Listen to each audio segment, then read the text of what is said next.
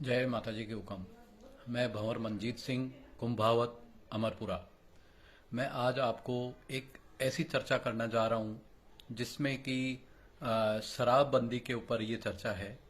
हम मानते हैं कि शराब कभी भी बंद नहीं हो सकती, क्योंकि आजकल आपने देखा होगा विवाहों के अंदर, उत्सव के अंदर और विशेषकर राजपूत समाज में हर व्यक्ति शराब का सेवन करता है।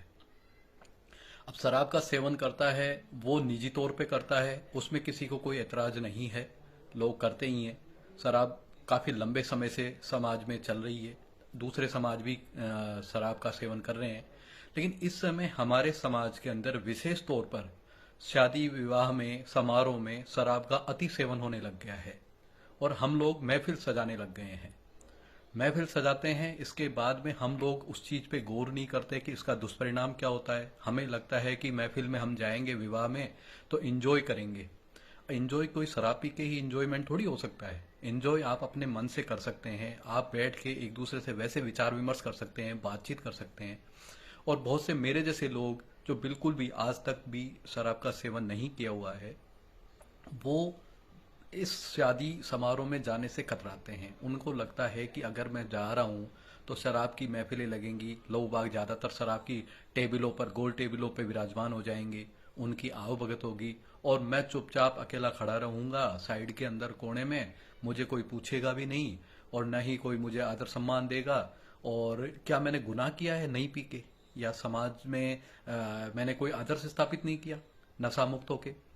इसीलिए मेरा एक निवेदन ये है कि इस बार मैं परिपाटी चेंज करने जा रहा हूँ और ये चेंज होके रहेगा। मैं दावा कर रहा हूँ, अगर आप सब लोग मेरा साथ देंगे। और साथ कौन लोग देंगे? जो हर तरह के नशे पते से मुक्त है। अब मैं बताता हूँ आपको साथ कैसे दिया जाएगा। आपको भी जहां भी आप बारात में जा रहे हो, या तो आप बाराती हो या घराती हो, यानी कि आप मांडेती हो या बाराती हो, आपको अपने अधिकारों के लिए खुद को लड़ना पड़ेगा। आपको भी निमंत्रण देकर शादी में, समारोह में बुलाया गया है, आपको भी बारात में जाने के लिए अनुनय विनय किया गया है, तब आप बारात में जा रहे हो या जाते हो। और लड़की का विवाह होता है, वहां भी आपको कार्ड दिया जाता है, सह सम्मान आपको बुलाया जाता है, तब आप जाते हो। लेकिन वहां क्या देखने को आता है कि जैसे ही बारात आती है, बारात का सामेड़ा होता है, उसके बाद में जो पीने वालों की महफिल है वो अलग सज जाती है और नहीं पीने वालों के लिए भोजन लगा हुआ होता है। तो नहीं पीने वालों की तो कोई कदर ही नहीं है। तो इसीलिए मेरा निवेदन है, नहीं पीने वालों को अब अलग गोल टेबलों की डिमांड करनी पड़ेगी।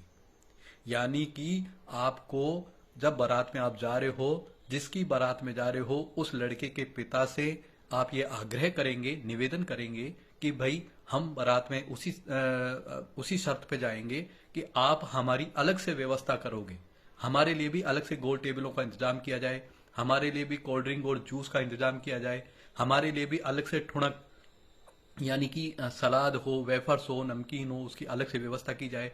हमारे लिए भी अलग से जो दमामी ढोल बजाने वाले या नाच गान करने वाले, उनका इंतजाम किया जाए। अलग से टेबल का मेरा मतलब है मिक्स टेबल नहीं। जो पांडाल शराब की महफिल के लिए लगा हुआ है, उसके अपोजिट साइड में अलग से व्यवस्था की जाए, जिसमें कि नहीं पीने वाला भी इंजॉय कर पाए और अपने एक दूसरे से चर्चा कर पाए।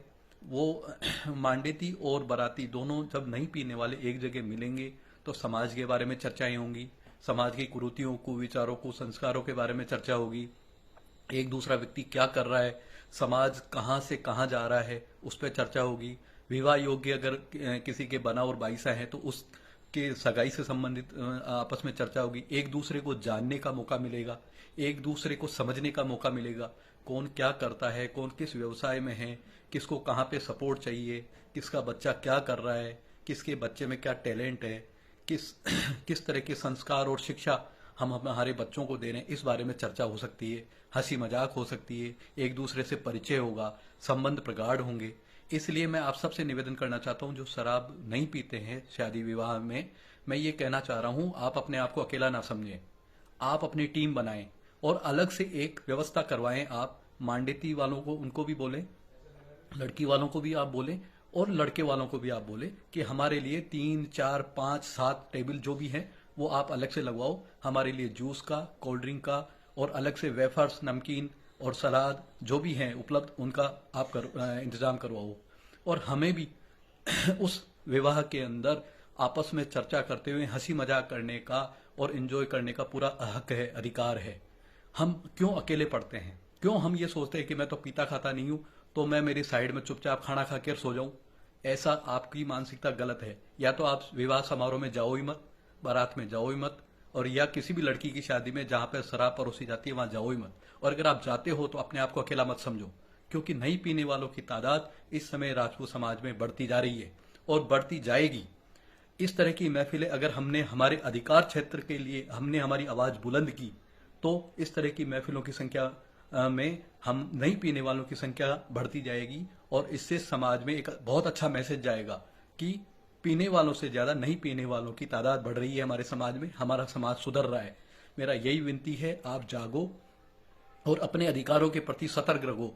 आपको भी शादी विवाह में, समारोह में जो नहीं पीते हैं, जो नशा मुक्त हैं, उनको पूर्ण अधिकार है एंजॉय करने का।